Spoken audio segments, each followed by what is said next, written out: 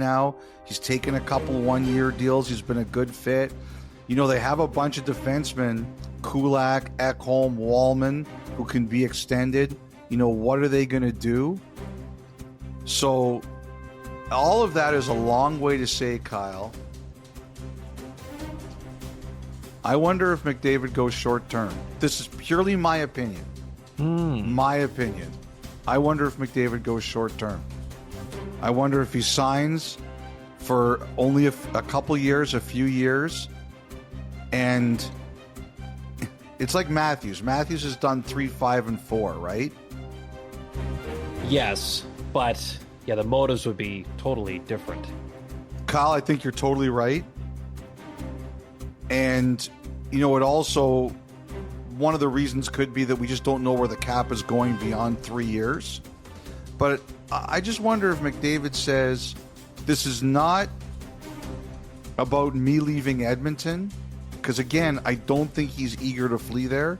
It's about me saying, I want everybody sharp every year. You know, for example, he's going to be 29 in January. What if he extends for 2 years? And then he can sign again at 31. That means his commitment to Edmonton at the time is 13 years. Right? Wow. Yeah, no, you're right. It's amazing. That makes him an Oiler for 13 years. 13 years. And what it does also is it says, hey, I'm here, but I need everybody to be, I don't let anyone get complacent. If I was in his shoes, I would consider that. Wow. Because I'm totally with you on trying to read between the lines here. I mean, I don't profess to know him particularly well on a personal level, but you always got the sense that he is well aware, certainly as he's gotten older, the kind of weight that his comments can carry when he decides to be honest on certain things or to weigh in on certain topics. And you know this was going to be one where everyone's hanging on every word. I didn't for a second look at this as, oh, is this any type of negotiating tactic? Is it a threat to none of that? Like, the contract, when it comes time for it, will all take care of itself that way. Listening to that on Thursday to me was like, it was, okay, what is this organization thinking? What is their plan to ensure we've got an opportunity to win again next year and the year after? You heard Leon Draisaitl say, Core's not old, very much still in our prime. So how are they helping that group right now? That was my thought, listening to all of that. And now, the idea of a short term, man, it would be, in a way, unprecedented, but I totally see where you're coming from. That's, you know, again, I want to stress that this is my opinion. Yeah. My opinion. I just, and I'll say this, if I was the Oilers, first of all, the Oilers are going to do whatever he wants to do. It's like Matthews, the last contract, the Leafs asked him for 5 years. He said no 4. They did 4, right? Like he gets to write his own ticket. They're going to do whatever he wants. And again, if I was the Oilers, I wouldn't be afraid of it. No. Because you've got that. I mean, obviously you want him for 8 years if you can get it, but you've got the best player in the game that wants to win there. Yeah. Just want to make sure everyone is aligned in that thinking. Yeah, I got to tell you, like I said, just my thought. But watching that, that's what jumped into my head. And maybe 2 years is too short. Maybe it's 3 or 4 or whatever.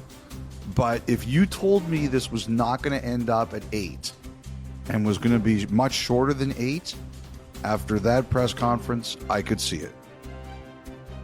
And I'll tell you this, again, if I was the Oilers, I'd roll even if it was just a 2-year extension. If I knew I had 3 more years at McDavid, I am all in and I am going to work, and I believe I can win. You've been 3 wins away from the prize the last 2 years combined. Right there. Wow. And he very much confirmed what his tone was suggesting in the aftermath of Game 6, that last year it was heartbreak. This year it was anger. It's a completely different feel in listening to the Oilers this year as opposed to 1 year ago. You know what I wonder about too, I have to say, like, you saw those videos of Tkachuk, right? Where they're dancing the Pink Pony Club, and yeah. Greer was like the comment about the Oilers. Yes. Like I gotta say this. I think the rivalry between Tkachuk and the Oilers is very real. Very real. And it goes back to that Battle of Alberta, that playoff series where the Oilers won in 5 games. Right. And even before that. Well, I mean, absolutely. Like, you're right. Like, some of those games were awesome. Just like the Cassian Tkachuk stuff, and Mike Smith and Cam Talbot. Oh, those bring back such great memories, those broadcasts, Kyle. Thank you for making me smile tonight. But in particular, when Calgary lost to Edmonton in that playoff Battle of Alberta, I know that the Flames,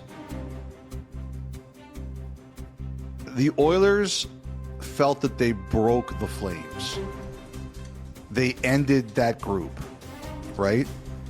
Like, that team was pretty much broken up after that. Mm-hmm. And some of the Flames told me that they knew that I've talked before that the Oilers had kind of discussed that, and the Flames knew the Oilers felt that way.